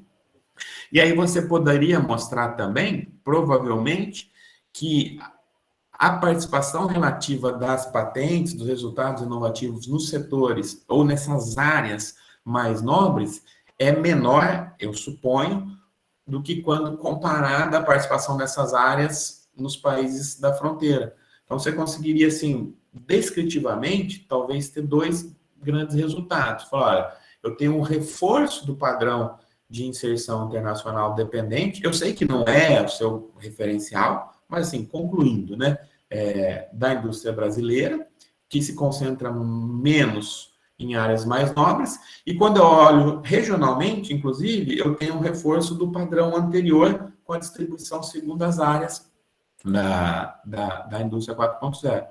Sugestão, assim, né, de como sistematizar por um padrão a partir de resultados descritivos. Se não for descritivo, você pode considerar tudo isso que eu falei. Se for descritivo, aí eu termino aqui minha fala. Essa estrutura que você sugeriu de capítulo 3, resultados, eu não sei, ela é muito boa e ela é muito padrão, mas quando o trabalho é mais fechadinho.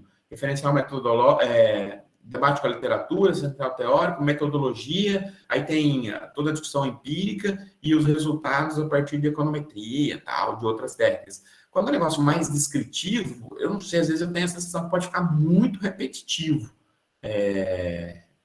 Porque a sua metodologia... Bom, tudo bem, é uma sensação só. Talvez mudar o nome ou colocar alguma coisa, porque não vai ser o resultado daquela simulação, digamos assim. Talvez o nome, mas aí é muito perfumaria. Mas Parabéns aos dois pelo trabalho. Desculpa me alongar um pouco aqui. Só sugestões para a gente pensar também. Muito obrigado, Diegues. Excelentes observações aí. Eu vou abrir aqui a possibilidade ou do João e da Annelise reagirem, mas também temos mais algum inscrito, por enquanto, ou não? Renatão, Roberto, ninguém está com o nome levantado, né? Roberto. Então, pronto. Aproveitar o gancho aí, vai, Paulo. Obrigado pelos comentários, Paulo, Diegues, né? Acho que muito úteis, tanto para a Annelise quanto para o João Guilherme. Né? Acho que logicamente, o João ainda tem um caminho mais longo a perseguir, até recortar melhor o tema, né? Ele já fez um bom levantamento de bibliografia, enfim, tem avançado nas bases de dados, melhor recorte para se aproximar desse objeto e tentando olhar, sobretudo, para inclusive a própria definição de desindustrialização, desadensamento, enfim, tem que ser bem caracterizada para depois, na hora de olhar para os dados também, né, tem várias possibilidades, né? Então, eu acho que, João, você já tomou nota, né, depois a gente poder também conversar, levando em consideração essas mudanças no padrão de acumulação, né, da indústria, que não é mais a indústria tradicional, né, certamente. Acho que isso e a própria forma de inserção brasileira nesse processo, né, você vai ter que dialogar, né, você vai ter que caracterizar, né, acho que é inevitável, né, entender um pouco desses fatores e a questão do próprio controle, né, do controle sobre as decisões, né, que acabam afetando essa dinâmica industrial no país. Sem contar a heterogeneidade, né? Acho que essa heterogeneidade, esse convívio, o Diegues também tem trabalhos nessa linha, né? Convívio de setores dinâmicos com setores super atrasados, e isso na economia brasileira, mas a gente vê que não é só na economia brasileira, né? Em várias outras também, né? Então, a gente você trazer um pouco dessa dinâmica, quando você for falar da desindustrialização setorial, né? Acho que da Annelise também gostei muito, parabenizo, né, também vocês ambos pelas apresentações, o esforço, acho que parabenizar também a organização, né, de ter um seminário de jovens pesquisadores do NEIT, acho que é um estímulo todos os colegas a participarem, aos orientandos, interagirem, né, conhecerem as pesquisas dos colegas e poderem aí também ter um espaço de interlocução que muitas vezes com a pandemia praticamente foi bloqueado, né, e agora a gente tem uma certa, acho que inclusive no convívio aqui, né, na Unicamp, etc. Não, nesse momento está online, mas em breve a gente vai poder interagir mais, inclusive no NEIT, eu acho.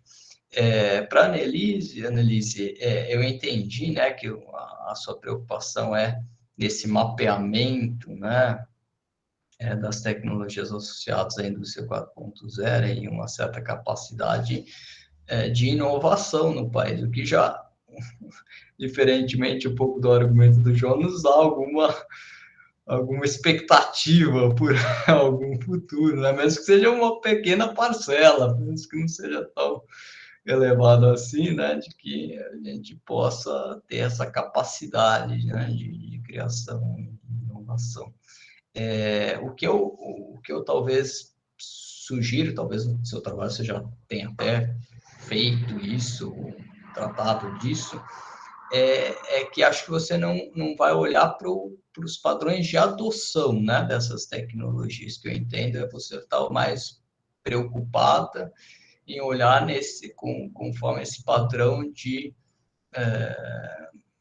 essa participação nas inovações, na geração dessas tecnologias, né, de certa forma. Então, você olhar como o passo seguinte, você planeja, né, olhar por classe, é bastante importante, né? A qualificação que o Diegues fez há pouco também.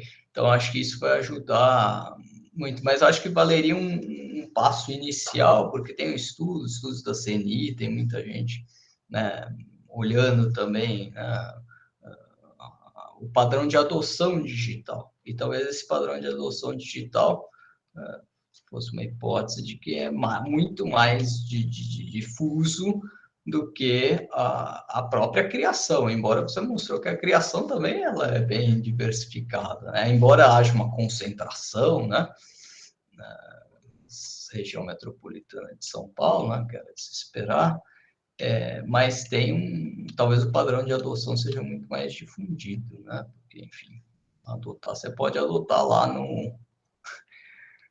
nas fazendas em Mato Grosso, pode ser um grande demandante de tecnologias associadas à indústria 4.0, né? Aumentar a produtividade no campo, etc. Já tem máquinas, já tem uma adoção, talvez até lidere mais do que em outros setores industriais que possam estar ainda engateados, mas não gerando a tecnologia, né? Só usuário dessa tecnologia. Então, acho que talvez você fez ou não fez, mas uma qualificação, né, dessa questão da adoção, talvez você não trate, mas indique alguns estudos que abordem essa temática. E talvez naqueles cálculos que você já fez aí, né, da porcentagem da indústria 4.0, nas patentes totais, talvez fazer também pela região, né? Quanto que aquela da indústria 4.0 representa das patentes daquela região, não só no total das patentes da indústria 4.0, mas em relação ao total das patentes daquela região, talvez fosse interessante, talvez ter esse dado, não sei, acho que. Mas parabéns aí pelo trabalho, e é muito importante, né, essas pesquisas, tá? Então, obrigado, Paulo, Diegues, e a todos. Muito obrigado, Roberto. Obrigado aí pelos comentários, e eu acho que a gente tem várias sugestões aqui, né, importantíssimas, que podem ajudá-los aí, eventualmente, a definir os rumos próximos aí, a adensar um pouco os trabalhos nessa reta final, né, Annelise? Você já está pensando aí na conclusão, o João ainda tem um caminho pela frente. Eu acho que foi muito importante aqui, Diegues, essa iniciativa aí, como o Roberto já comentou, ela é um espaço bacana para a gente também ter uma possibilidade de estar ali compartilhando um pouco, né, o que está sendo feito, o que os nossos orientantes estão produzindo. Muito bacana esse espaço aqui. Eu não sei se alguém quer fazer mais algum comentário, Annelise, João, ou se alguém ainda quer falar alguma coisa. Annelise levantou a mão, por favor, Annelise, palavra sua. Obrigada, professor. Primeiro, eu queria agradecer, né, pela oportunidade do seminário. Acho que foi muito importante, né, as considerações. Esse é um momento, como eu falei no início, crucial, né, para os caminhos da dissertação. Quero agradecer, professor Paulo, pela aula, né, pelas suas considerações. Foi assim, peguei aqui, depois eu vou pedir para a Camila a gravação. Excelentes considerações, são coisas muito importantes para pontuar. Enfim, agradeço muito agradecido, principalmente pela gentileza, né, de se dedicar, debruçar em ler e pontuar essas questões. Muito agradecida. Professor Diegues, a sua consideração, a sua sugestão, então, respondendo a sua pergunta, sim, é uma análise descritiva, e acho importante você falar isso sobre o capítulo 3 dos resultados, então, né, talvez usar um outro trato, ali, uma outra forma. Eu fiz uma tratativa da descrição dessas camadas que você falou. A gente pode sentar e discutir se elas estão bem colocadas, ou, assim, você pontuar um pouco melhor, né, fazer esses ajustes do tipo, o que a gente pode deixar mais claro aqui, porque o próximo passo é exatamente isso que você colocou, poder mostrar quais são, né, essas classes e aonde elas estão, já que a intenção é mapear. Então, excelente, eu acho que se a gente puder sentar e discutir isso vai ser ótimo, vai me ajudar bastante, porque você tem bastante domínio aí, você tem uma leitura muito clara disso. E, de repente, a minha leitura não tenha sido tão objetiva quanto pode ficar e pode melhorar o trabalho. E, então, muito obrigada, isso foi muito importante. E agradecer ao professor Roberto. Professor, o próximo passo, agora que eu estou tratando com os dados, é exatamente esse, poder pontuar não só o percentual delas, das patentes, né, ligadas à indústria 4.0, mas como naquelas regiões, o quão adensado isso é em relação às patentes totais. Então, sim, isso faz parte e isso é muito importante, né, inclusive para a gente poder discutir depois, né, os resultados e as inferências que isso vai trazer. Então, obrigada pela sua observação. Nada, mas é isso, eu agradeço então a todos pelo tempo. Parabenizo o João também, acho o tema do João muito importante. Acho que a gente pode sentar depois, João, e conversar e trocar nossas figurinhas, né? Enfim, porque como o professor Paulo bem colocou, é muito complementar, né, a nossa discussão. Apesar de a gente estar olhando para coisas opostas, eu acho que tem aí um laço muito forte entre a gente falar sobre como a indústria está se reprimarizando ou não, essa discussão está saindo ou está, enfim, né, perdendo o valor agregado, e as tecnologias que estão aqui. Então, acho que isso é bem importante. Tá bom, João? Parabéns. Obrigado, Annelise. E vou passar a palavra agora também para o João. João? Bom, então agradecer, né, a todos pela oportunidade aqui, né, de a gente poder compartilhar aqui os nossos trabalhos. Acho super legal essa iniciativa, de ter contato com o trabalho dos colegas e também ouvir a sugestão dos professores. Foi muito prolífico aqui para mim, né? Assim, acho que um saldo geral aqui das considerações, acho que cabe aqui complexificar, problematizar aqui alguns conceitos, né, chave do que estou tratando, né, que heterogeneidade, prematuridade. Acho que, né, ler essas, eu vou buscar as bibliografias, né, que foram indicadas aqui. Acho que qualitativamente refinar, vamos dizer assim, os conceitos, acho que é algo importante, que vai agregar bastante ao trabalho. Também, né, as considerações a respeito de tratar, né, agregar ao trabalho, né, as transformações da estrutura produtiva a nível global. Também, né, trazer o enfoque aqui, no caso brasileiro, das transformações que, né, a gente teve de forma muito rápida ao longo dessa última década, o golpe, e depois o advento aí do neoliberalismo, a transformação também da atuação do Estado, como o professor Pacalanza colocou. Também, assim, não tem como não passar por essa questão no trabalho, né, se tratando aqui do Brasil. Os comentários, né, anotei todos aqui, também notem, então, até conversar depois com o professor Roberto, assim, como a gente avançar, como abordar. Foram muito interessantes as ideias levantadas aqui, agradeço muito pelas considerações, parabenizar também a Annelise pelo trabalho dela, né, com certeza vamos trocar ideia, sim, a respeito do que a gente tem produzido, que são complementares, e eu acho que esse também é um dos objetivos aqui do seminário, né, integrar os jovens pesquisadores aqui do NEIT, que esse momento de pandemia realmente foi difícil, né, nesses últimos 2 anos, né, ter contato com os outros alunos após, né, isso foi dificultado aí por ficar tendo aula meramente à distância, né, então acho que esse seminário é importante para a gente se aproximar e trocar ideia aqui com os colegas, né, com os alunos e professores. Agradeço aí pela iniciativa, pelo tempo de vocês e pela oportunidade. Muito obrigado. Valeu, João. Obrigado aí também pelos comentários. Eu queria aqui agradecer, então, enormemente aqui a oportunidade de estarmos juntos hoje, né, principalmente aqui, em primeiro lugar, aqui a Annelise e ao João Guilherme, que apresentaram seus trabalhos.